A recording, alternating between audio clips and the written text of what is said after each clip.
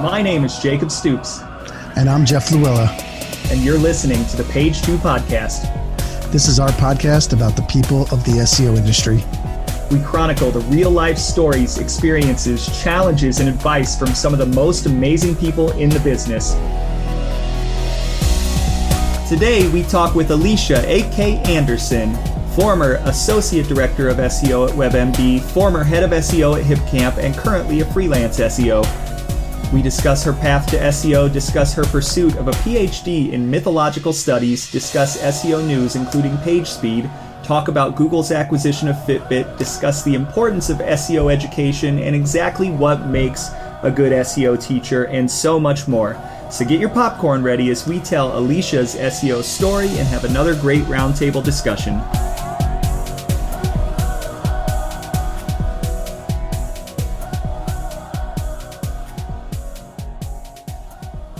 Hey everybody, this is Jacob Stoops, and we are back for the 30th episode of the Page 2 podcast. We somehow have managed to stumble our way to 30 episodes. I am here with Jeff. Hello, everybody. Who we forgot to introduce last time, and I didn't want to make that mistake again. And we are also here with Alicia A.K. Anderson. How you doing, Alicia? Doing really well. And Alicia is, right now she's a contractor, but she's a former head of SEO at HipCamp, as well as an associate director of WebMD. So a lot of really amazing experience coming from Alicia's side. Thank you for having me today. You're welcome. So I hear by reading your Twitter bio that you are a storyteller. So tell me a story. How did you get into SEO? Tell me about yourself. Let the listeners know who are you? So in the mid 2000s, I was working for Bell South, which if you don't live in the South, it was originally taken over by AT&T. And in that time period, I was a billing manager, and I was doing data analysis, SQL database queries, and dealing with data at a very minute dollars and cents level, to the point where the big project I did was how to round or truncate your minutes into dollars. It was ridiculously detailed. I made the career decision that I wanted to work more in Word than Excel. I said, I want to write. I want to do something that's creative. I'm tired of all this data, which is because I then ended up in SEO. But where I ended up going with that urge was, this was in the era of the bygone days of pre-Panda of content firms. And you could write content on the internet and make like a pittance for any number of sites. And it was how I went about gaining work experience in SEO. Because what I was able to do was create web content and then track how it performed. And one of the specific sites actually had SEO training and SEO experts working for them in like the forums and stuff like that. And they actually taught us how to do keyword research, how to track our progress, how to use keyword information for content strategy, like basic keyword information that in 2007 was kind of avant-garde. And I discovered this whole realm of SEO as a job. At that time, the AT&T takeover happened at Bell South, which is essentially the Jetsons taking over the Flintstones taking over the Jetsons is how I would put that. I did not want to go to the Stone Age. And so I took a package, I left, and with that extra money, I freelanced and basically worked my way as a web copywriter into learning SEO from agencies. And then I started working in-house from there. I've been working in-house so I've been in SEO for 12 years, going on 13 years, which I've seen everything from Hummingbird to, like, I've seen all the big updates, which is kind of insane. And I actually focused on global SEO really early in my career, which is how I ended up at WebMD, because they needed somebody who understood global SEO for their UK co-brand. I was at WebMD for 6 years, and then I actually got a chronic illness and couldn't handle the stress and couldn't handle like the massive amount of work that was happening there. And so I scaled back and I took on the job at HipCamp as their head of SEO for 1.5 years as a remote job, which was fantastic. And it was exactly what I needed. At the same time, because I don't know how to like set limits, I also started grad school. And so I was doing grad school and HipCamp for a couple of years. And now I'm contracting and doing grad school at the same time. I've earned my master's. I'm now in the PhD program, again, because I don't know how to say slow down. And yeah, I'm contracting and enjoying it. I have about a dozen clients right now, some through an agency that I work with and some through personal contacts. And it's been really, really interesting. We were talking earlier via email about my passions, and what I found is that in the last 3 or 4 years or so, I've really found a passion for training and teaching SEO and using training and teaching to get buy-in with stakeholders and to, create SEO as part of the DNA of a business instead of just kind of an afterthought. So let me ask you something, and I've got there's a lot there in terms of questions that I have. I do first want to ask about mythological studies. You're getting a PhD in mythological studies. So for those people, myself included, that don't know what that means, explain it to us. So my program is of the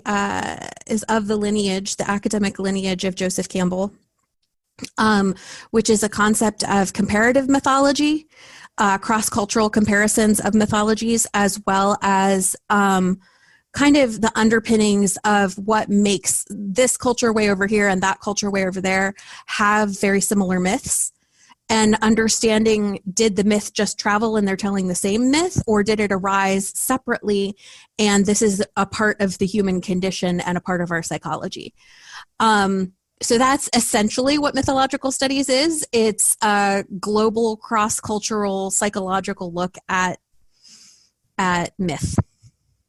So I find it fascinating that an SEO is studying myths and mythological studies.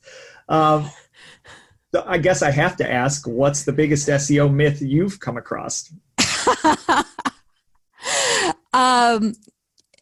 The biggest SEO myth I've come across, honestly, I have an entire shelf that is nothing but that crossover, like Technology as Symptom and Dream is the book I'm staring at, and Internet Dreams.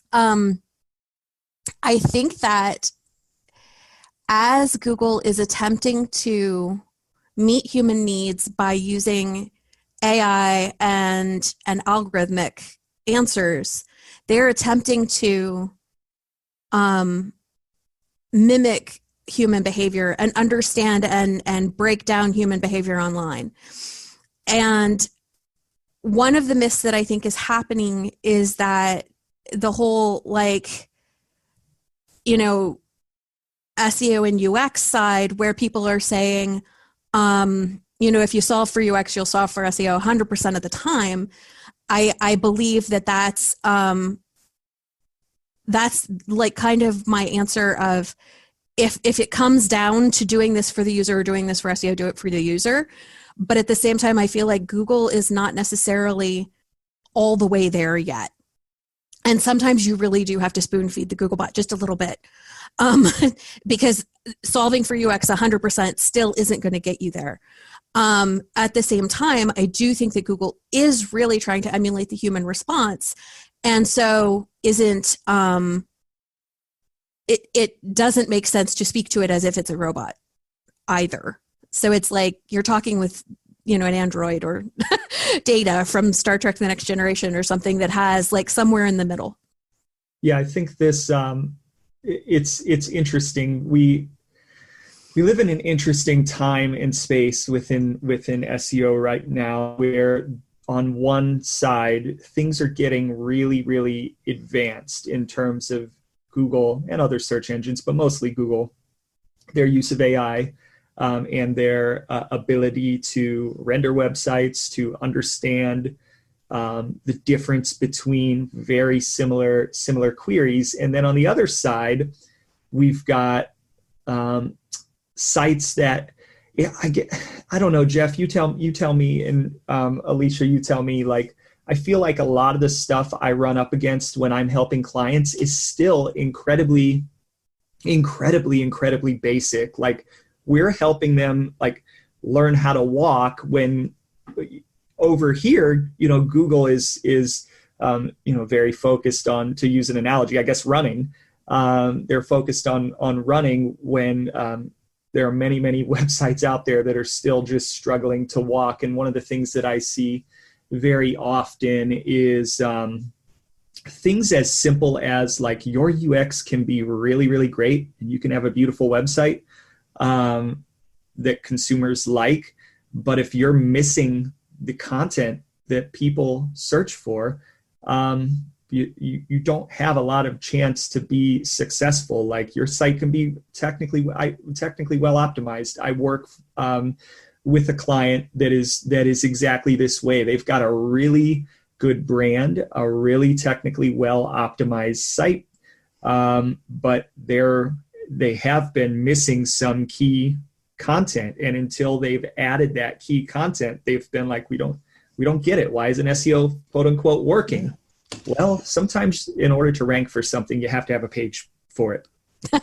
Still, it's crazy. But if you're designing for customers, most customers don't like to read. If you're looking for a research paper, yes. But when you're looking at a product, I think it's like you want a couple of points about it. And I think most of the time you're probably reading reviews. But at the same time, it's interesting because the design folks don't like to put lots of words onto pages because, again, people don't want to be bogged down with all this content, though Google needs it to read. So I think it is one of those, I'm not going to say a battle. It's really becoming everyone get on the same page. Like, we have goals. We need to have traffic. These are some things that Google needs. And at the same time, we have, design needs, right? Again, if it was up to SEOs, I think most of our websites would look like Wikipedia, which is because we're like, hey, great, here's a whole bunch of content. So we need to have that balance there. So, yeah. And I find with like B2C customers specifically right now, what I'm bumping up against is the what is it? So many of the head terms, the ranking is educational. It's a what is query. It's an informational query. And that's where you want that Wikipedia page that is like a big long list of all the things you ever needed to know about this thing. And the issue is that most of these companies that are B2C are their decision makers and the people who are searching for them are people who already know what it is. And so to convince them that they need a what is it page in order to round out their content portfolio when their clients and customers and the people who are landing on their site already know what it is, that's that balance. That's that, like, okay, but you kind of still need a what is it page. Yeah. Very high funnel, low conversion stuff, introducer content, I like to call it, but not necessarily transactional content. Right. Yeah. Well, and the thing is that's not where their customer is, mm-hmm. But it's where the search traffic is. So yep. It's absolutely something I bump into constantly. Yeah, I see that type of content, and when I'm trying to sell it, I try to sell it obviously for the that's where the search traffic is, and the question I get is, do I even want to rank for this?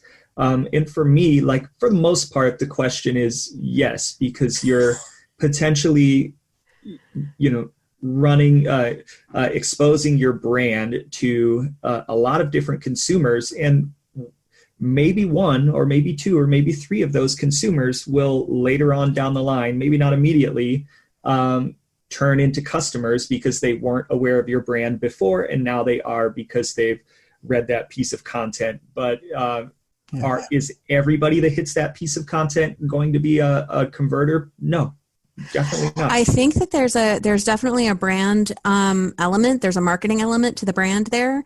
The other element of that I see, and I see it even more now, is contextuality. Each site has an aboutness. It has a context. And what I find is that you have to have that what is it, and you have to have that established expertise in your field for that contextuality, because ranking well for the what is it, even if those visitors aren't converting, will help you rank well for the things that the what is it is linking to. Yeah. And so I find that contextuality tends to be more of a play there as well in a lot of those spaces, especially when it's a really complicated thing. We're the experts in this 50-word thing. It's like, okay, well, we need a what is it then?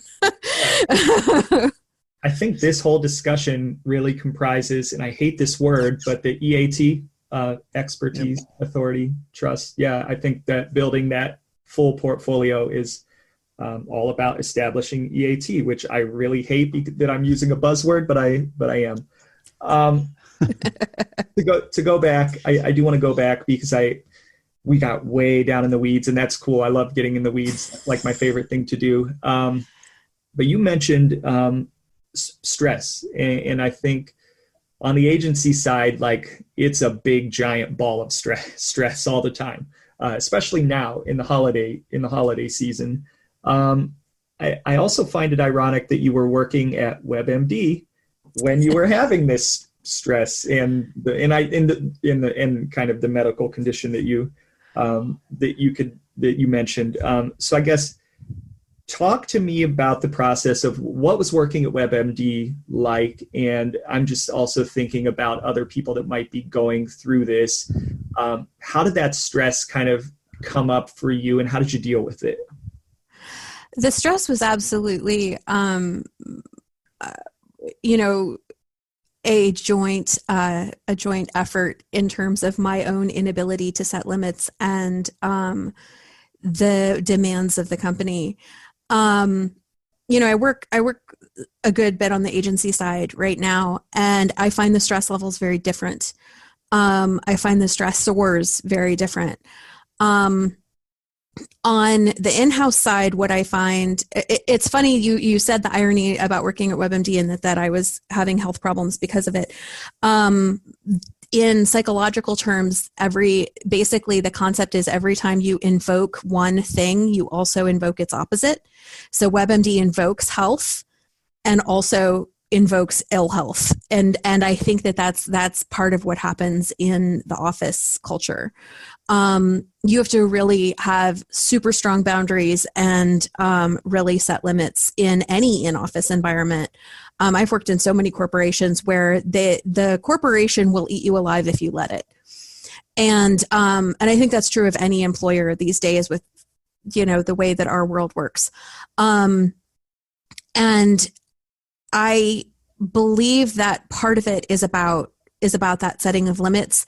One of the issues that I bumped into was adequate resource planning, because I was the cycle of hiring help is so long. It's such a long ramp.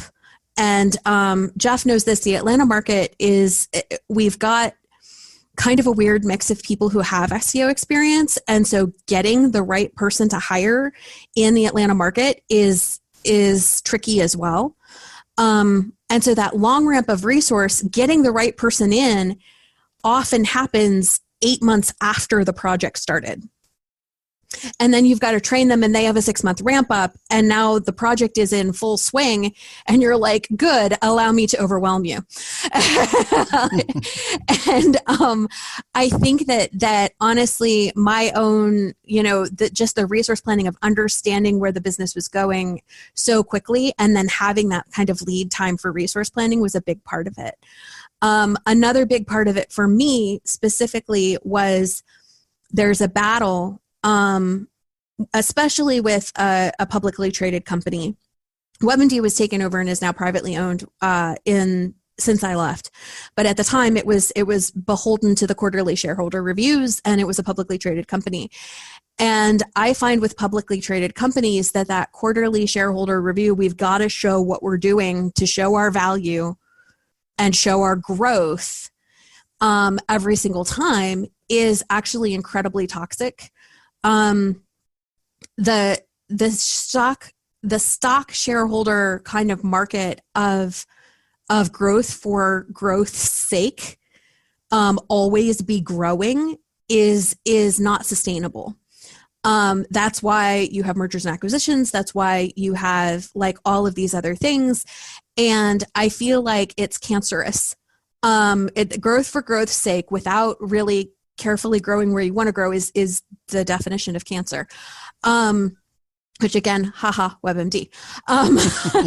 Funny side note, just so you know, while I was there, I'm going to say this publicly, and I'm far enough gone, they can't hurt me.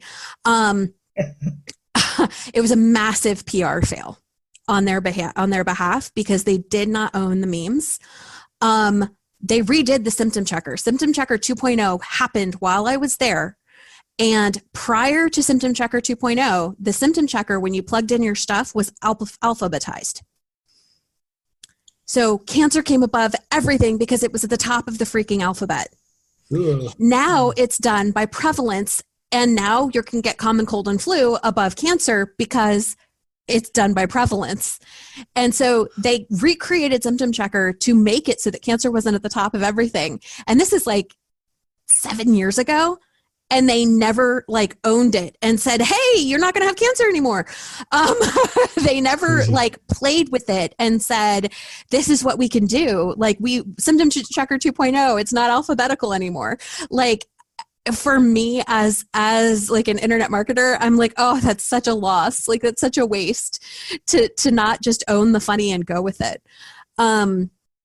But anyway, the growth for growth's sake model is really, really hard for any SEO team.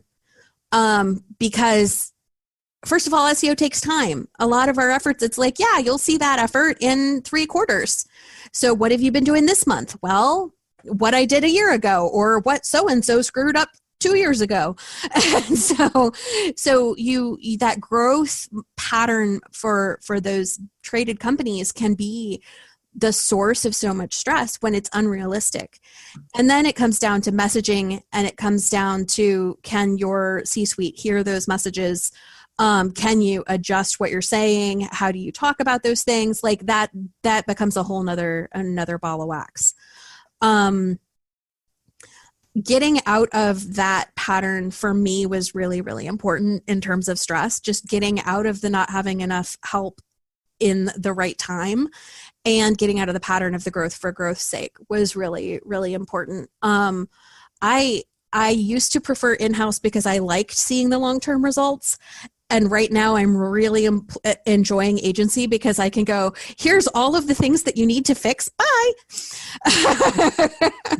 And I don't have to wait for that, but we're not growing every quarter, which is actually quite a relief, honestly. Yeah. I mean, it can be a relief. I do sometimes want to see things all the way through to the end. And on the agency side, if the clients don't necessarily see that growth, or at least are aligned with your vision of when the growth will happen. I have plenty of clients that have been like, cut your contract because we haven't seen the growth we wanted to see. So that's stressful on the agency side. But if you're aligned with the client, and I think it is the best side of things in the agency world, just because one, you get to do a whole bunch of different, like you get problems thrown at you all the time, and you get to, try to solve those problems, which is great. But sometimes I do feel like I walk on eggshells a lot with clients because one, you don't want to call someone else's baby ugly, even if they're paying you for it. And And I've worked at some large agencies where we made the ugly baby, and I got to then tell them that our team we made the ugly baby.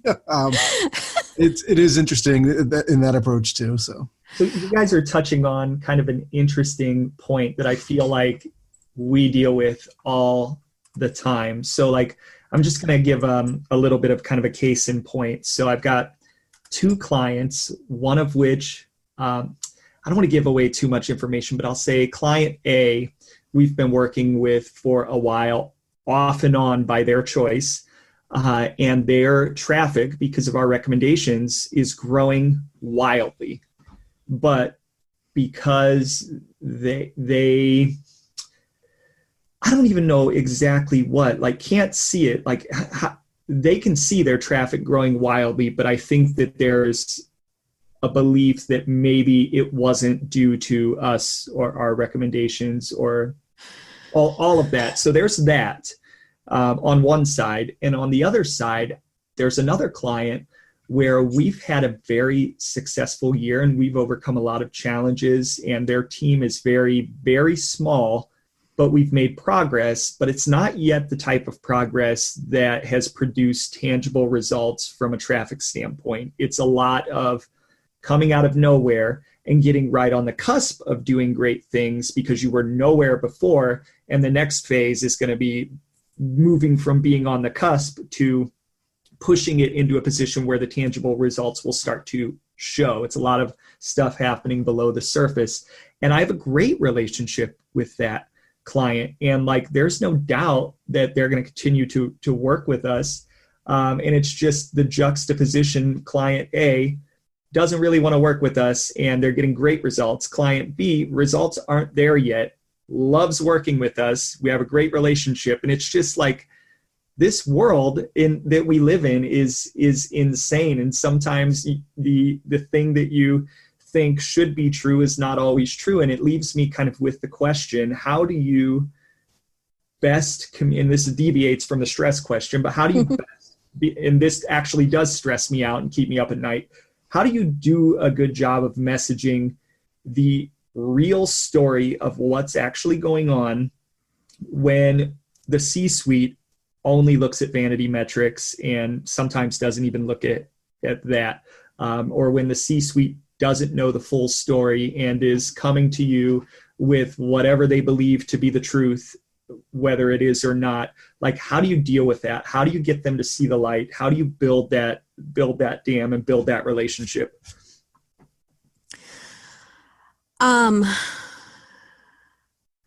So one thing that is a little bit tangential about your question or about what you were saying is the client that you've got that great relationship that is not showing results yet.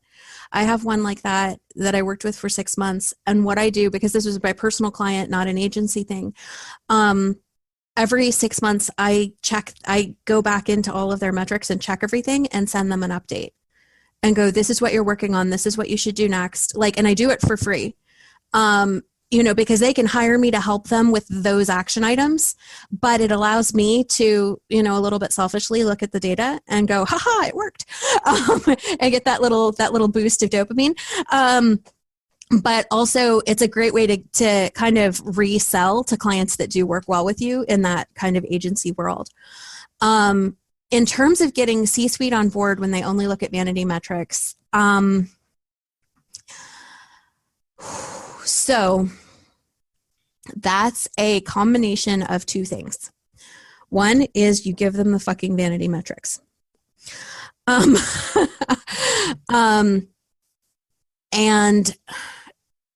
if you can get other stuff that really has to happen in order to give them those vanity metrics, great. One of the things that I've spoken about on multiple occasions is translate your goals into their monopoly money. Like do a currency conversion. If their vanity metric is something you don't care about, but you can currency convert your metric into theirs, do it. And I say to do this is what I did across departments. I did this across clients. If this department really only cares about lead gen and, this one specific form, then I am going to use approximations and percentages and ratios to say, if you let me do this project, it's going to give you 5 lead gen forms on this form for every, widget we move or whatever. Just kind of backing into those metrics that even if they're a little nonsensical, just using percentages to keep like getting there. The other thing about the vanity metrics, I have a lot of clients that want to rank for kind of ridiculous keywords that are not that are important to their marketers but are or sales team but are not important, like they've got 50 searches a month or something like less than that, and you're like, really? Okay. Let's go spend all our time on that. And honestly, the way that I would do that is looking for those win-wins of, okay, we're going to try to rank for this thing they really want to rank for that is kind of ridiculous. And we're going to simultaneously make these lesson learned worked over here where it actually is going to move the needle. Sometimes it is about education. Sometimes it is about teaching the C-suite what's going on. I've done more than one high-level 2-4 slide long presentations that are, this is what's happening, here are the numbers, this is why I'm telling you this is what matters. Mm-hmm. Because sometimes it is your job to change the focus. Sometimes it is your job to educate, and that's super challenging. It's super challenging to take somebody that has the like minutest amount of attention span, and you've got their attention for like 5 minutes, and you've got to go, what you think matters doesn't matter, here's what matters in that 5 minutes. And that's very, very, very difficult. And I think that's where the difference between an SEO specialist and an SEO manager comes in. People with management skills and people who are at the management level are going to be able to drill down a bit more rapidly in that way. Yeah, I always say finding the things to fix is not the difficult part. Getting things implemented is the difficult part, and the even more difficult part is proving your value when in some cases it's not clear, or telling your story. And I feel like talking to executives in C-levels or VP or whatever, higher ups, leadership within a company is something that, like, I don't feel like anyone starts off as a natural at doing that. I think it takes a while, and I find myself even kind of deeper into the experience side of things. Like, I've been doing this for a long time, and there are times when I still just don't know what I need to say to make them understand. And it almost becomes a bit of a psychological exercise where you have to play out different scenarios and put yourself in their shoes and try to predict what they want to hear from you that will turn them in the way that you need them to be turning. So my hack for that was, because I was known for writing emails that were way too long. I was known for writing these like novel emails, and you guys are both laughing, and I know that you totally understand those like super, super long emails. So I will write that email with all of the because this, and here's the data for that, and here's this, and here's that. And then I will write the TLDR and put that at the top, like, because we're used to doing that, right? That's like part of our world, is doing the TLDR, right? Then I will take that entire email and save it to Word and send the executive only the TLDR. And that tends to be exactly what you needed to say. Yeah. And then often they're like, do you have further data about blah, blah, blah? And you're like, why? Yes, I do. Because you've already done all that homework. That's a great approach. So Jeff, I want to put a pause on this, and then I want to get back into kind of the teaching aspect. What's in the news? Cool. So one of the big things. It's one of you. Okay, so one of the big things we had this week is it Google? I mean, Google's really been focusing on page speed, right? So last week and probably the week before, we talked about page speed going into Google Search Console. But now they're actually looking to build badging into Chrome to let people know that sites are slower or faster than, the average bear, I guess. So it's interesting because, again, I'm always trying to push my clients to be faster. And this is another approach that Google is taking to say, hey, your sites aren't fast enough. Now we're going to alert the world, just like they did with HTTPS, and you're not secure. So again, another thing I can show my clients to say, like, this is really serious this time. I know before I said it was serious, and then now, but nothing changed. Now that Google, now it's really serious. Yeah, now it's really serious because now you're going to get like a red X next to your site or something that says that you're slow. So I really do think that page speed is important, and I'm kind of running a study now trying to look at a whole bunch of e-commerce sites and where they are in page speeds. Though sometimes it's hard to get those metrics right. So I hope that when Google tells somebody that their site is slow, that they actually get the right metrics there, because I am noticing out of 150 e-com retailers that I'm looking at, there are about 20 of them that are giving me inconsistent data inside of Google's page speed insights using their API. Sometimes I'll get 100 and I'm like, why is this site giving me 100 right now? And that's because they got a page that was blank and like, hey, we have no JavaScript. This page must be fast. But then I rerun it and then I get a 36. So I'm just hoping that we get those metrics down before we actually start putting people on blast. I have a question for you guys about page speed. This is actually something that's come up multiple times. The whole, is it important? Is it really important? Is it really, really important now? However, no site I've been on has cracked the nut of actually having a fast site that does all the things they want it to do. Mm-hmm. My question for you guys is, one of the things that I've been feeling for a while is that it really depends on the competition, that benchmarking the page speed across the competition is more valuable. If everybody in your competition has a 35 and you have a 40, you're probably okay. If everybody in your competition has a 75 and you have a 30, you need to pay attention to it. Right. That's been my approach more recently. What do you guys think in terms of the fact that nobody's going to have a perfect score? Right. So that's actually part of the reason I'm kind of putting together this little study that I hope to have. One, it's holiday season. Everyone thinks about e-commerce, but so many of my e-commerce clients I deal with kind of go that route, right? I run a report and I'm like, you got a 45, we should be at least by the 80s. And then I run it against their 6 competitors and they're doing better than their 6 competitors. So, and e-commerce is also tough, right? Because you have lots of images. And if we're designing for customers don't want 10 products on a page. They want to have more because they don't want to have to keep clicking next. So it's one of those where I think industry specific. I also think it is competition specific. Though I have found a couple that were, let's put one out there, IKEA.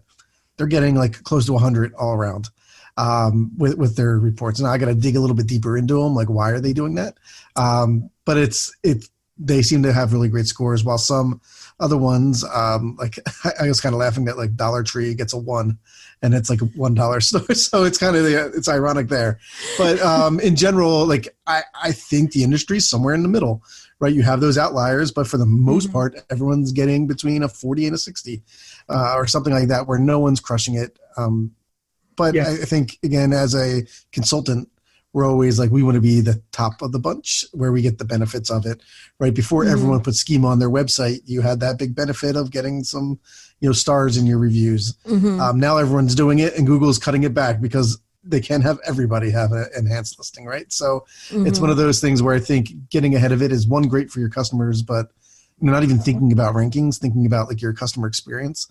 That it's really great that way. But on top of that, now it's a ranking factor, and Google's really trying to push that inside of the search. And this is one of the ways of doing it, by having it. Again, it's just in Chromium right now, but they're one of those things like once it gets pushed live, your site could be put on blast. So watch out, Dollar Tree. I've been the thing I've dealt with, and I've been like fighting this uphill battle for years, and I don't know how many more hints Google can possibly give to say that it is important. I mean, they've made it even a ranking factor. Now, it's obviously not a big ranking factor, but it's a factor nonetheless. I just don't know how many more bones they can continue to throw before people decide or finally come to the realization that it's actually important and take it seriously. The thing that I even still to this day run into is just a high level of skepticism. And when you go to a client and say, hey, your page is getting like a 40 on mobile page speed, they really look at me and it's almost like a so what? What does that really mean? Or where was that test from? Because everybody knows Google uses a lot of lab and industry data. So like you don't get to specify like device type or location that you're testing from like you can with a web page test. And even with that, they're still skeptical. So there's, for whatever reason, a lot of skepticism. I will say that in the few times that I've been able to convince clients that this is the right thing to do, it came down to money and putting the money like very clearly on the table and showing them how much money they were losing by not improving. There's any number of studies that talk about the effect of the inverse relationship between load time and conversion rate and revenue. The higher your load time goes, the worse the worse your conversion rate is and the less revenue that you get in the door. And I remember like clear as day sitting in a meeting with a huge hospitality client at another agency and telling them, and even when I made these numbers up, I felt like these are ridiculous numbers, but then I realized like the scale, no, this could actually be right. I told them like, hey, your conversion rate is here, and this is how much revenue you get from that. I think by increasing your speed, your conversion rate could be here and should be here.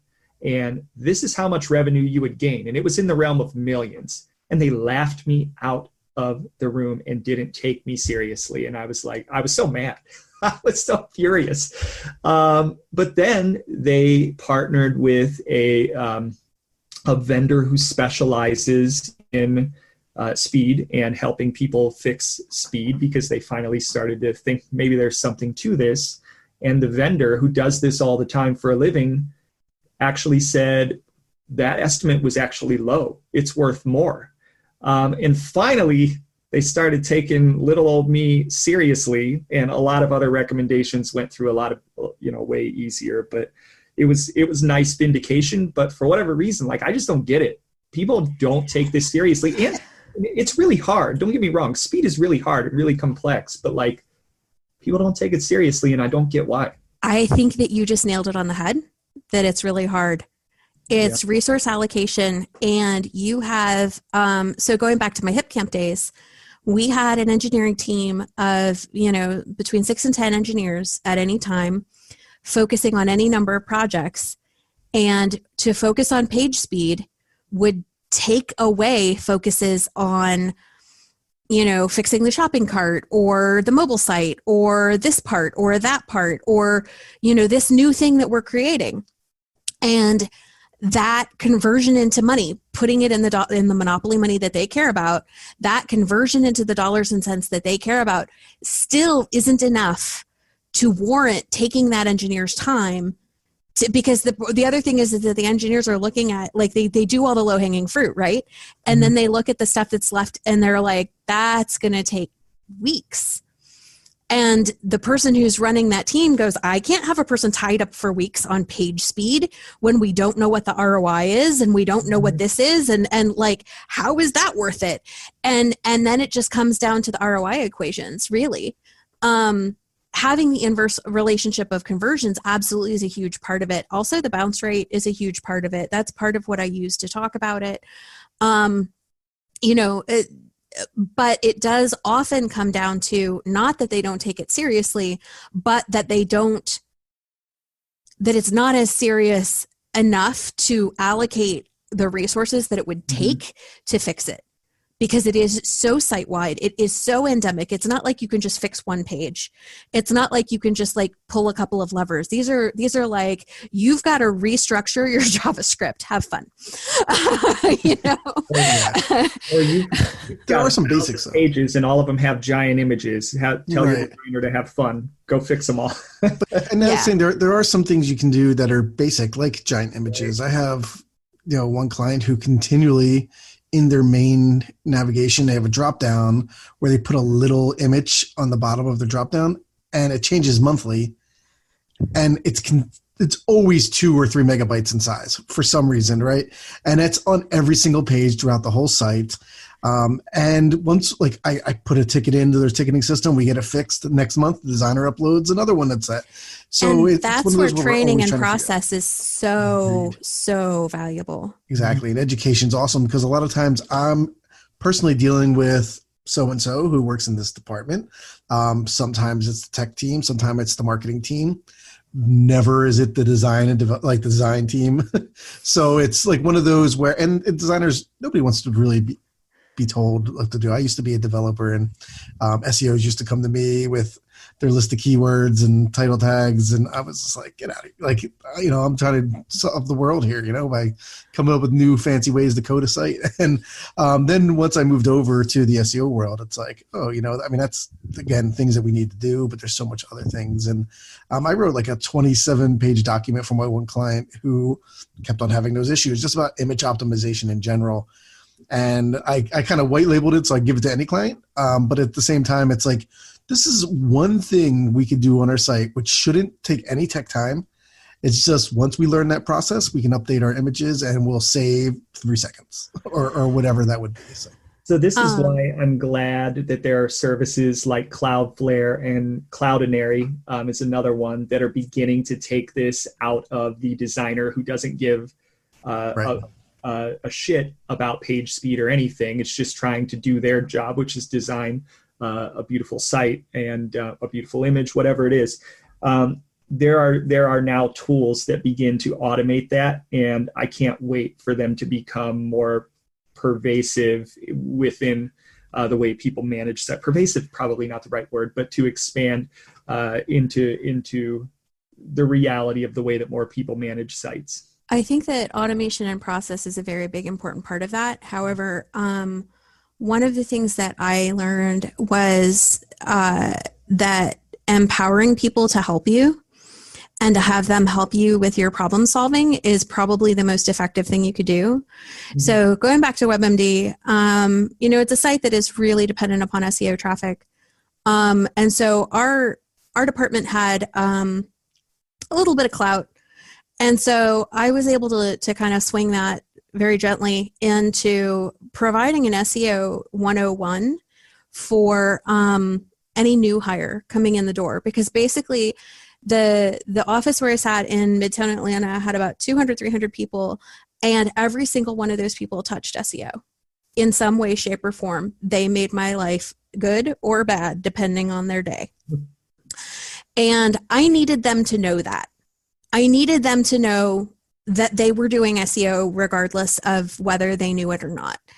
And so I did a little top hat and tails gig for new hires every couple of weeks. I would go in and do this hour. And essentially the whole hour was where our jobs intersect, where you're doing SEO, and when to call me.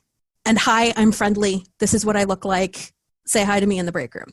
And I'm such an introvert. It was really, really funny that I knew like the entire company because of this. So the way that shook out was that the managers of these teams would sit in on these classes, and they would go, "Oh, this is amazing! I want this for my entire group." And then I would get invited back to do a lunch and learn for the engineering team that was SEO for engineers, or a lunch and learn for the design team that was SEO for designers. And then I'm in the room with the entire design team for an hour, and the being able to show them, okay, file size, this is what the difference in file size does. This is what the file type and the way you're saving it does. Please do this. This is what file image naming conventions matter, and this is why this is what I keep asking you to do. This is how this actually integrates and works on the site. And then this is how you're succeeding. The key to all of it was not just this is how you're making my life difficult, but also this is how you're winning and something you can put in your performance report.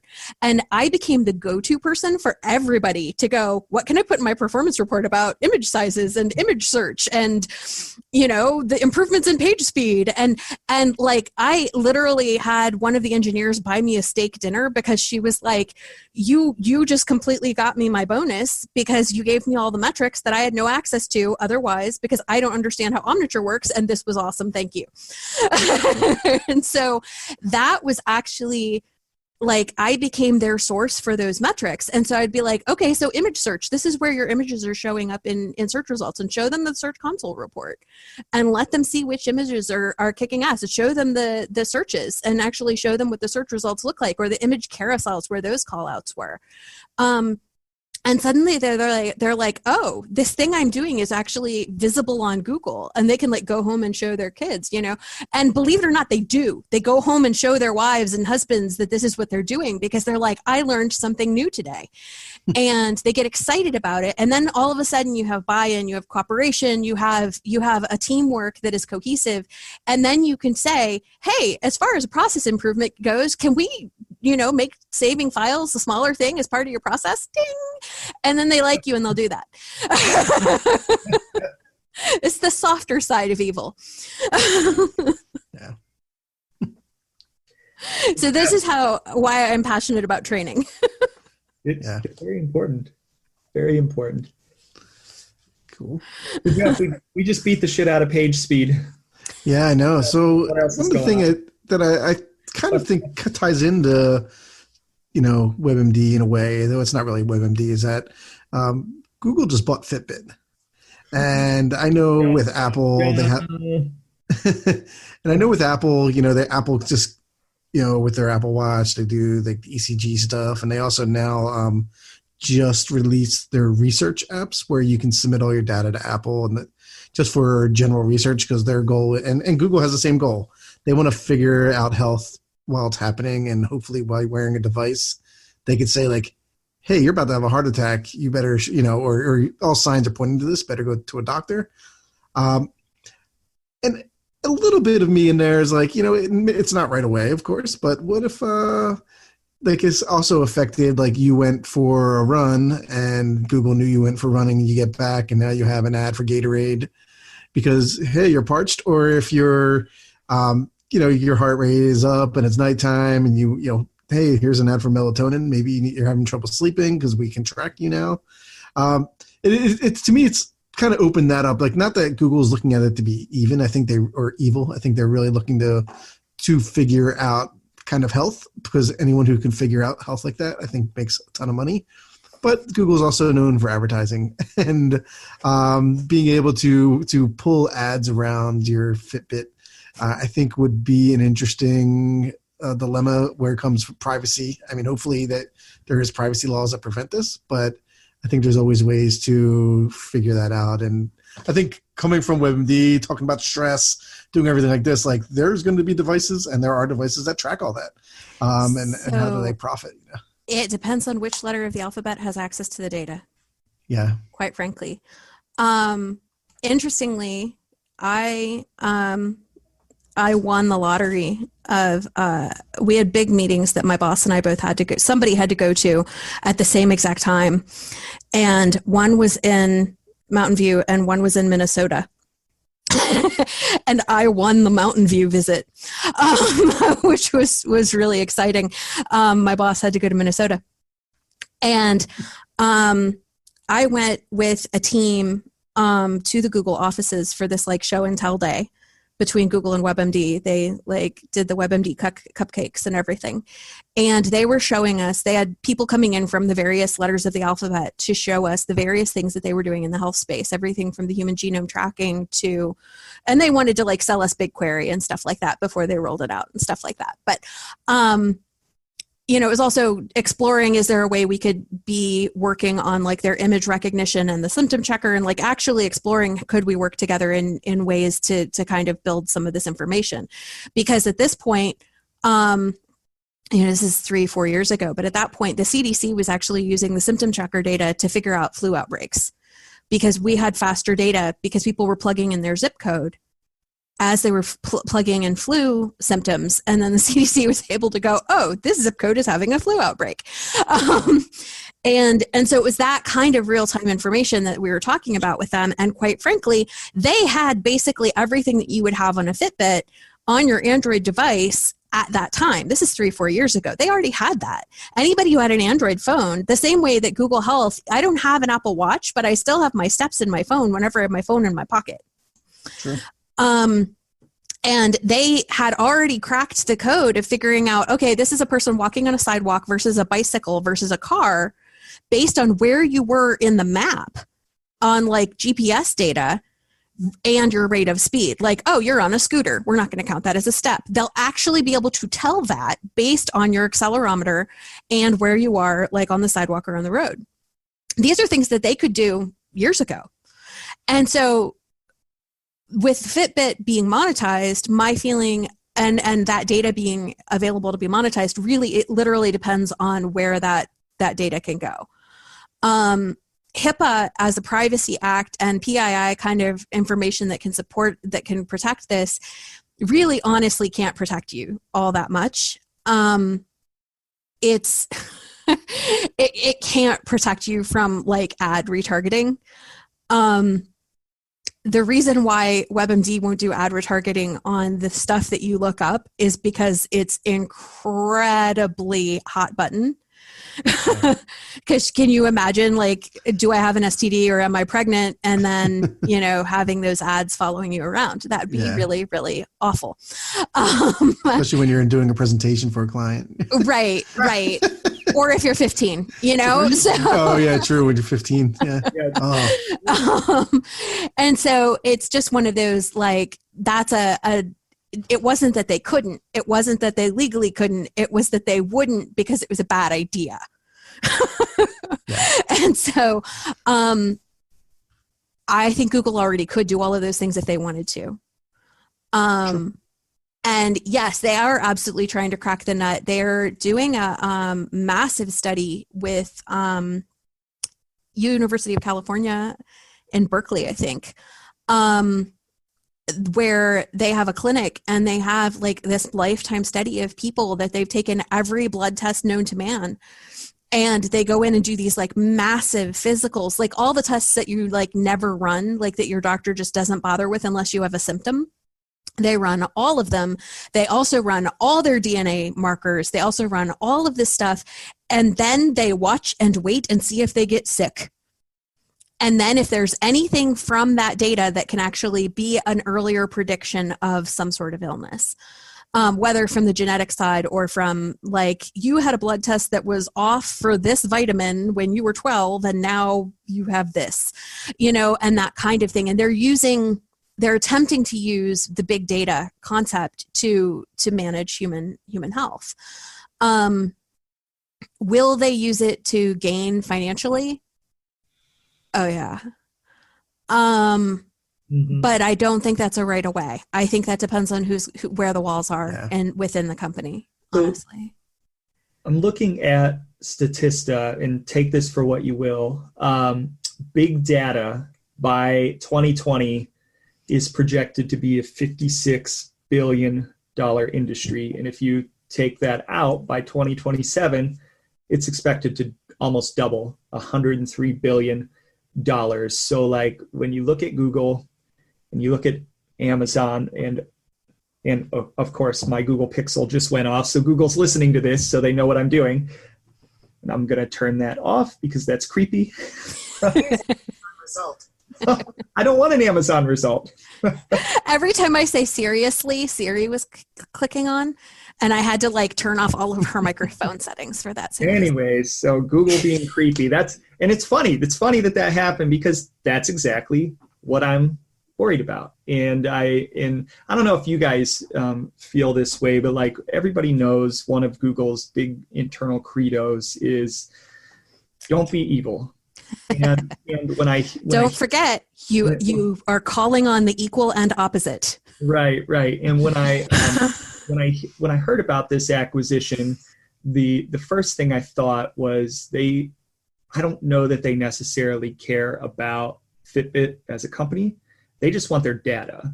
And it's the same with Facebook. It's the same with Amazon as they go through the process of consolidating and acquiring all these companies. And it kind of just seems like an arms race between some of these big companies to just acquire as many companies as they can. And I don't know that they care about the companies, but because data is projected to be such a massive, massive industry, the one who holds all the data is the one who can dictate the terms of whatever is going to be in the next 10 years. And I do feel like at some point, like because of the nature of Google's a business. And like you said earlier, they're beholden to shareholders.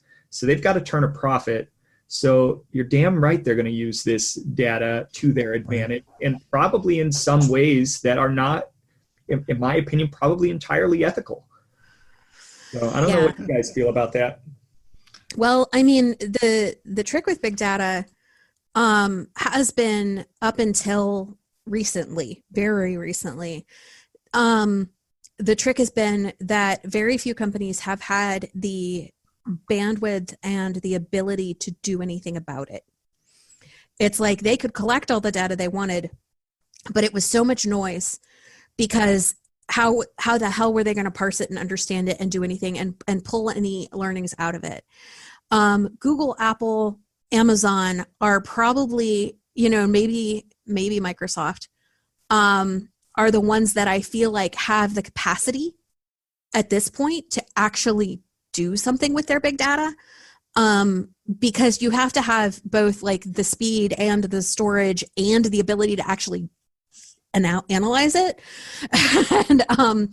And I feel like that you're right. They are just gathering their Scrooge McDuck in the gold in the house, in the silo full of gold, going, we don't know what we're going to do with it, but we'll swim in it for now and then figure it out later.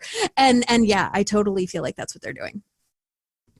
I think that's what's happening with the Echo and the Pixels and all of that, and Siri just having the microphones on all the time. Mm-hmm. Facebook is the only one that's used its microphone data in a way that people are going, I just talked about that and now there's an ad and ooh. And they were just too transparent with it. Like they literally were just too obvious. Everybody else is like just playing it cool. Yeah, and we're all the lobsters in the pot, and all these companies are slowly raising the temperature, and we're all going to be boiled before we realize what's happening. Exactly. So let's move out of the news to the last topic, or to the kind of the deep dive. I also want to be respectful of time, but today we wanted to kind of deep dive into teaching. Alicia, you have a passion for teaching, so I just wanted to dive into what's behind your love for teaching others, teaching SEO, so on and so forth. Well, like I said earlier, I believe that the most important way to get buy-in from other parts of the company, from clients that are resistant, to C-suites that are resistant to getting an allocation of resources, is education. I think that teaching somebody in a way that is accessible to them and that matters to them, that speaks their language, is the number one way to get what you need to get done. My boss at WebMD actually had a really good thing that he used to say, which was, we don't actually do any SEO. We just convince everybody else to do it for us, which is pretty accurate. Because we had some control over page titles, but we had to have the editorial team write a thing and then the doctors review it. And then, we could stare at it and go, hey, can we change this word? But we didn't really have a lot of control. All we had at our disposal was education and, buy-in from the 200 people in the building with us. And, I find that approach in the agency world actually really helps, because by giving education, buy-in, and success reports, what you get is people who are much more invested. You get clients that are going to renew. You get those clients that even if the results don't show up, they start seeing the little wins because they are educated. they start understanding that this is stuff going on below the surface because they're educated. If they understand the CTR hockey stick and what that graph looks like, and I go, yeah, SEO traffic is low because we're ranking number 9 and we have a 0.3% click CTR. I get that. Here's what it looks like when you move up the page.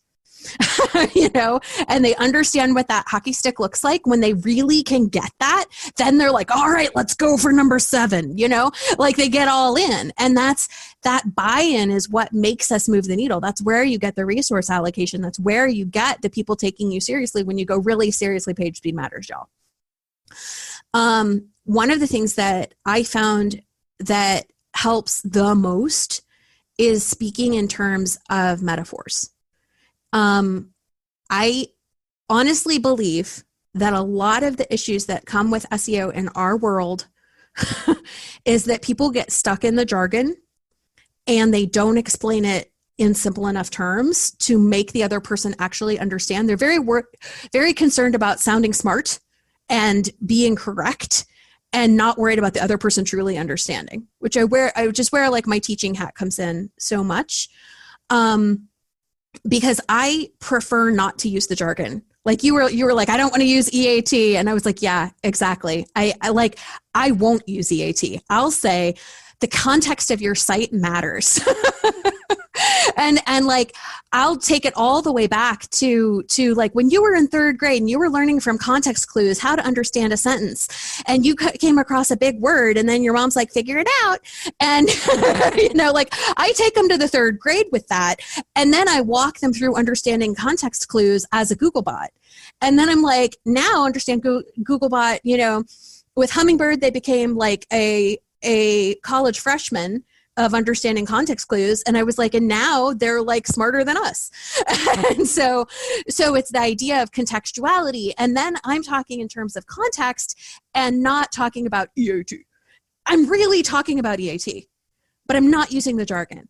Yeah. And I find that using that kind of teaching methodology tends to win people over and get them on board a hell of a lot faster. Other stuff that I talk, one of the things that is really funny is people at WebMD, the metaphors and phrases that I've coined, they thought were industry terms, so much so that they didn't know when somebody else didn't know it, that was like, they were like, oh, clearly you know nothing about SEO, because I made it up. The editorial team at WebMD thought that keyword cannibalization as a term was oogie. So I called it sibling rivalry and told them to pick a favorite child. It's the same thing. But they all thought sibling rivalry was totally an SEO term, like all over the world. And so it's the same concept. I'm like, the kids are arguing in the back seat. You want one of them to be in the front seat. So, shove the other one off into the ditch. And it's... and like it's that concept of humor and like visual images where they're like, okay, I'm going to pick a favorite child. And that's a great analogy. And talking in those metaphors is, I find, really, really helpful. I use them constantly. One of the ones that I know a lot of my team is sick of hearing, but it works so well, is I talk about 301 redirects are permanent address changes with the U.S. Postal Service, and how if you've moved around a lot and done a lot of address changes with the Postal Service, you know that if you do too many in too fast a time, you lose bills and possibly checks. Like the Postal Service doesn't know how to find you. Things don't get forwarded to the right place. It's mayhem. And so you want to do them with great care, great deliberation, and probably no more frequently than every 6 months. And comparing it to just an address change, which is what it is, but actually making it something that is real life that they can hold in their hands. Like you can actually hand somebody that U.S. Postal Service envelope and go, this is the thing you're doing with that 301 redirect. And if it's a 404, it just means you moved and didn't fill this out, and you can like really explain server header responses by using this one stupid form from the post office. But it's tangible and it's something they can think about. Like they can think about bills and checks coming in. They can think about, like, they have this tangible, relatable thing. They don't care what the numbers mean. They care what the actual effect is. And so that's the kind of thing that I use when I'm doing client education, as well as when I'm talking to C-suite. I use these same, like, I'm not talking down to a person. I'm just assuming they don't give a shit what a 301 is. Mm-hmm. And they don't care to know. They don't care what acronym I'm talking about. They just want to know what they need to know. And so those are the kinds of metaphors that I get into using, and people laugh that I do it, but quite frankly, I find it is incredibly effective. Because you have people who understand, oh, we don't want to do too many 301s, we'll lose bills. Yeah. So I have a question. So there's, like, we don't learn this in college, right? SEO in general is not being taught in schools. Maybe there's a class, or maybe there's like some high level stuff, but we've learned, like, I've spent countless and endless nights learning, trying, adding stuff, failing, getting stuff good, like reading, doing all this stuff to get to where I'm at. And I've been doing that for the last 10 to 15 years and doing that. And I have a ton of experience doing that.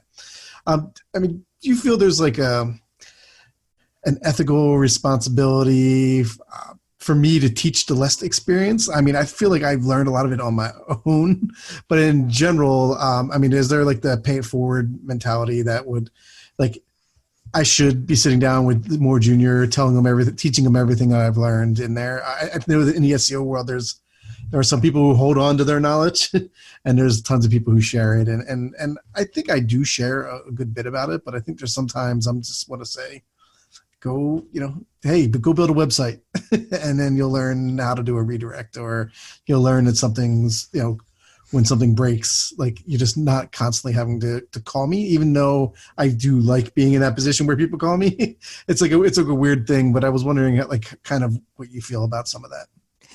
So I've been exploring the idea of, like, creating a training program, like doing kind of like an online training kind of community.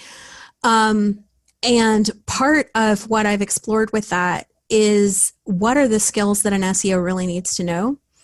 I had kind of an apprentice. We did an apprenticeship. He's now a journeyman. He's not yet a master, but he's a journeyman. He's off traveling and doing his own thing with other masters.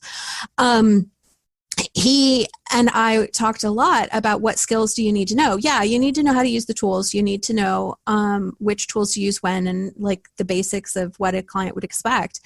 But the real key thing that I think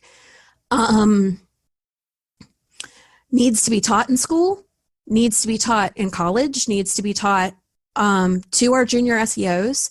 And honestly, if I'm going to write a nonfiction book about SEO, this is going to be the topic.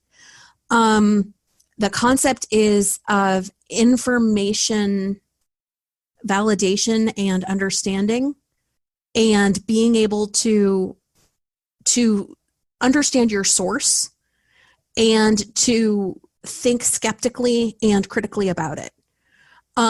Because what you just said was that you went off and you read a whole lot and you tested a whole lot and you tried a whole lot, and that's how you learned it. That is information validation, selection, and critically thinking about it. What we have in the age of the internet is an information overload, but it's of all varying degrees of validity and value and usefulness. And like, there are SEO articles that people are still citing that are from 2008. Yeah. And it's like, oh, honey, no. And the thing is that cut said. Exactly. And so how do you assess that information and its validity? Because it could be about a best practice. It could be something that legitimately is still correct. There are things from 2008 that, like, you should maybe have an alt tag for a screen reader that is a couple of words long about that image. Like, there are things that they were saying in 2008 that were not wrong. Matt Cutts still said stuff that wasn't wrong. The problem is applying that critical thinking to okay, how is that different today? How does that matter to me? Where does that come in? I feel the same way about reading anything that comes out of Google's mouth. Because there's a layer of, okay, here's the best practice. This is what they want. This is their desired state. How does that actually reflected in reality? Because they can say page speed really matters, but does page speed really matter? I need to know myself. And how is that reflected in reality? Because they're not saying where the money is. Because if you think about page speed as a factor and they want everybody on AMP, they want everybody to do this, they want everybody on that, they want everybody on Google Cloud services so that you can have your page speed and eat it too. The thing is that the money is in everybody's data going on AMP. The money is in everybody hosting on Google because it'll make their pages faster. The money is in all of these other things that is not necessarily page speed matters to users. Woo, we're not evil. And being able to see through those layers and articulate those layers of reality. They're not wrong. Page speed does matter. Users, there is no human being that's ever gone, gee, I wish this website were slower. But at the same time, you got to read between the lines that Google is a money-making apparatus and this is capitalism and they're going to make a buck somehow. And so if that's, and so it's like, okay, so let's follow that money wherever it goes. So understanding and being able to tell, okay, is this a trusted source of information? That's why one of my SEO interview questions is always, what do you read to stay up to date?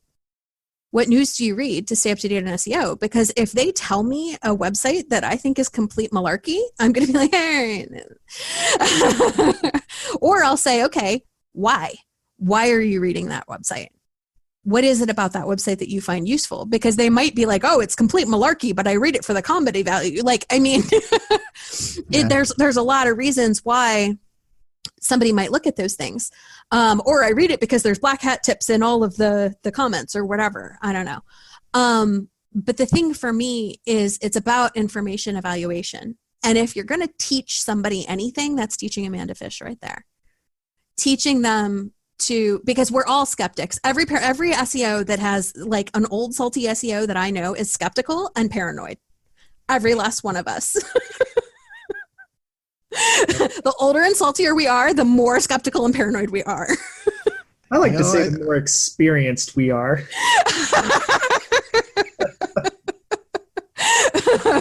But we are skeptical and paranoid. And I think that the worst SEO is a gullible SEO. And if you feel compelled to train a junior up, I feel like that is the skill to train them. That is the thing to hand on to. If you want to be Yoda, that's what you give Luke, because he's going to run off before you're done training him anyway. True. But and the thing that my apprentice kept running into was, I don't know how to do that. I don't know anything about that. I was like, I run into shit I don't know how to do every day. You learn how to Google it. You learn how to look up 17 sources on that one topic and like do a complete brain dump and then go, all right, this is how I'm going to test this. And that's how you learn. So I think the overarching question still remains, if you're a person that has a lot of experience, should you, maybe not can you, teach somebody else? Should you? Is it worth your time? I think that depends on the person. I think it depends on the person because our industry is so rife with weird, complex battles and drama, and so much of the like old stuff still getting sold and the snake oil still getting done. And I can't tell you how many people go, oh, I hired for somebody for SEO and I got really burned by it. Mm-hmm. I mean, I hear that daily. And is it if we are passionate about this as a effort, as a career, as a vocation, is it our calling and requirement to build others who are not shoddy snake oil salesmen? I honestly believe that that's a personal question. I personally was really burned out. I still am kind of burned out on SEO.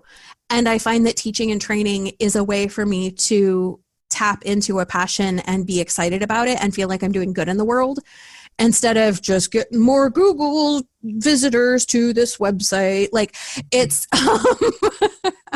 it's a way that gives me meaning. And I think that if it's meaningful for you and it does give you meaning, then absolutely you should. Should everybody? I mean, probably not. And why, I guess, why would you say that? I mean, not everybody is going to be a good trainer or teacher, and they might teach not wrong things, but they might teach things that are that do a disservice to others. I mean, not everybody's set up to be a guru. You know, that's the whole self-proclaimed guru thing, isn't it? Let me be your master. Like, it's ridiculous. Not everybody has those chops. And to know what, like I was saying, the difference between teaching a person to fish versus, you know, having them come back to me every time, having this apprentice that was sitting here every day. I needed him to know it was okay not to know everything and how to go find that out, more than I needed him to know, here's the checklist to fill out for these 10 steps to do this thing. Right. And so it depends on where you are. I know that a lot of people really feel like they don't want anybody else's bad habits. So they want to like grow their own juniors from the start and be like, oh, I want this like fresh new mind to mold as I wish. And that is absolutely a valid way to go about things. But I do find that you find blind spots in that, because that new person doesn't learn how to think in new ways without you. That's why an apprentice has to go be a journeyman. Often they might be your own blind spots. If you're molding them to reflect who you are and you have blind spots, well, if they're going to have those blind spots as well. And yep. I think, I'm going to use a Star Wars analogy, because it kind of sounds like we're talking about like Sith Lords here, but but if you're a Padawan and you're looking at someone as your Yoda, your Jedi trainer, how do you know if your person that you're looking up to is completely full of crap? Is it a Qui-Gon or a Palpatine? Right. Yeah. Yeah. Well, that comes down to that question of information articulation and understanding. Can you tell whether that person is completely full of crap or not? A lot of people get sucked in by fake gurus all the time. I honestly think that a junior SEO, the clearest way would be to talk to another master. You know, if you're talking to a Qui-Gon, talk to the Obi-Wan, talk to Yoda, talk to some of the other guys and see what's going on. And if they go, oh, you're studying with him? Kind of crowdsource that information. But also I think understanding and knowing how to look up that information for yourself and double checking it is really important. Yeah, I think I would tend to agree, and I feel like I'm giving you these questions as playing devil's advocate. I am one of those people that feel like we do, as more experienced people, have maybe not an ethical responsibility, but some sort of responsibility to pay it forward, because there were people that felt responsible to pay it forward to me early on in my career. So I think I'm, to some degree, always going to be trying to do that. But I also realize that not everybody's passionate about that. Not everybody's good at that. Not everybody wants to do that. I will say for myself, in my career, more so than working with clients or any other thing, the area where I found the most fulfillment was when I was doing the teaching and helping shape young minds, quote unquote, teaching them how to fish. And even more happy for me was watching them then go out and fish and then take what they started with me and branch off and develop it even further. And then watching them start to teach other people how to fish. Like, you have no idea how amazing for me that felt, like, selfishly. And not that I think I'm like super great or anything like that, but it was for me a real badge of honor to watch people that I helped to bring up, helping to bring other people up. Mm-hmm. But I will say that there are people out there that are just, I remember early on in my career, there was a certain couple of people, early on in my career, I had created a blog that I called Agent SEO as just kind of a way to, well, blogging was big at the time. And I just like this podcast, I had a creative itch and I wanted to get it out there. So I would post SEO content, and they got so mad at me for, quote unquote, sharing the industry trade secrets. And I just never quite understood. And these people were supposed to be my, quote unquote, teachers. And this was, talking a lot about data, this was a data point for me that my teachers were idiots. Complete idiot. complete. And maybe they weren't idiots, but like, I just felt like they were off base. And for me, that was a point, a turning point for me in relation to my ability to trust them. I was never really able to trust them. But I also think, okay, we're thinking about this from the perspective of the people teaching. And Jeff, you said an interesting thing, go build a website. I think that those folks coming up in the space have just as much responsibility, like you said, Alicia, to go out and validate and test and learn. They have just as much responsibility to go out and do that. And I have to admit, sometimes I don't necessarily see the level of proactivity that I would like with the young folks coming up in the industry.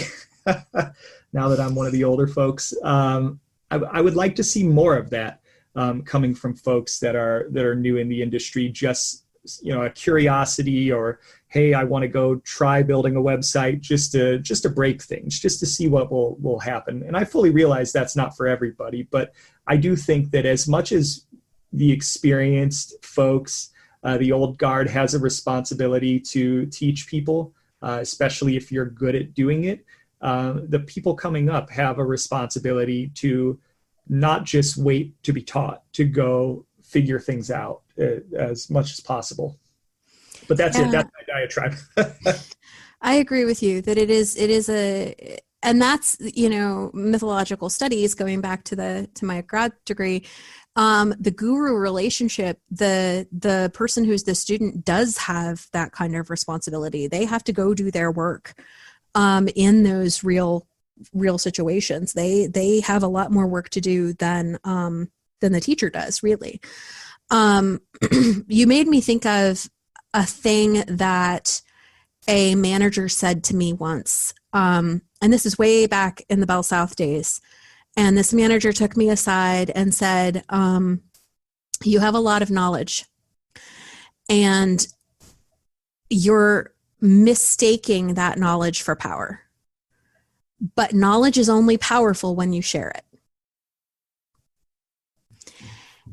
And that is kind of where I come from on all of this, is that knowledge is only powerful when I'm sharing it with other people. That's actually a powerful statement. So awesome. Well, I think that's going to be really careful of time because we're pushing an hour and a half now. So, so I'm giving you lots of editing homework. Yeah, no, it's great. And I guess my final thoughts on that aspect was I really feel that I am willing to teach, but you have to be willing to learn. And when, some things are complicated, right? And doing any types of coding or any types of tech, I focus on technical side a lot. There are some people who always want to know it, but really don't. There's a lot of time you got to put into doing it. And if I don't feel that you're 100% into it, I feel like I might be wasting my time, and time is more valuable than any of this. So, but I wanted to thank you for coming on to the show, and I don't think we're gonna have much editing. I think we have some really great content going on here, and I'm hoping that the world gets to listen to it all. Well, thank you so much for having me. It was a pleasure. It's a good way to start Friday. Yes. Cool. Bye, everybody. All right. Thank you, guys. All right. Bye.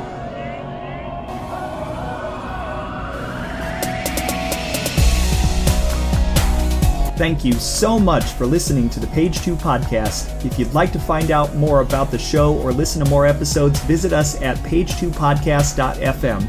That's page, 2, podcast.fm. Our episodes are also available on a number of other platforms, including Apple Podcasts, Google Podcasts, Spotify, Breaker, Deezer, Overcast, Pocket Cast, Stitcher, TuneIn, and more. Additionally, you can also listen to our show on our new YouTube channel. If you'd like to become a sponsor or would like to be interviewed, get in touch with us at thepage2podcast@gmail.com. Until next time, happy optimizing.